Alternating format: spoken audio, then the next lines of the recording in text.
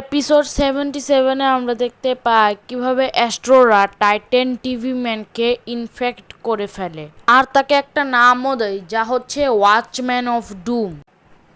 পরে তাকে আমরা এপিসোড 77-এর পরে সোজা দেখতে পাই এপিসোড 79-এর পার্ট 1-এ কতটা শক্তিশালী আর সে কোন কোন স্ট্রংগেস্ট ক্যারেক্টারকে হারাতে পারবে জানবো এই ভিডিওতে। প্রথমে কথা বলা যাক ওয়াচম্যান অফ ডুমের অ্যাবিলিটিজের। প্রথমে সে টেলিপোর্ট করতে পারে। এইসব অ্যাবিলিটি তো জানেন, নতুন কিছু অ্যাবিলিটি বলি।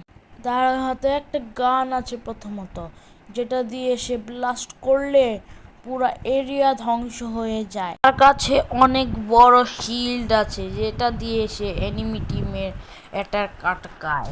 তার টিভি স্ক্রিনে একটা শিল্ড লেগে যায় যেটা আমরা অনেক ফ্যানমেড ভিডিওতে দেখেছি। তার পিঠে অনেক বড় পাখা আছে, মনে হয় এটা দিয়ে সে উড়তে পারে। এখন তার ক্লজ দূর থেকে এনিমিকে মারতে পারে। এনার্জি সর্ডের বদলে একটা তলোয়ার যেটা দিয়ে সায়েন্টিস্টের পুরো বডি ধ্বংস করে দেয়। এখন তার কাছে এমন একটা স্ক্রিন আছে যা পিছনে আর সামনে দুদিকেই রেড লাইট ছড়িয়ে দেয়। এখন বলুন এ কতটা শক্তিশালী, আপনারাই বলুন।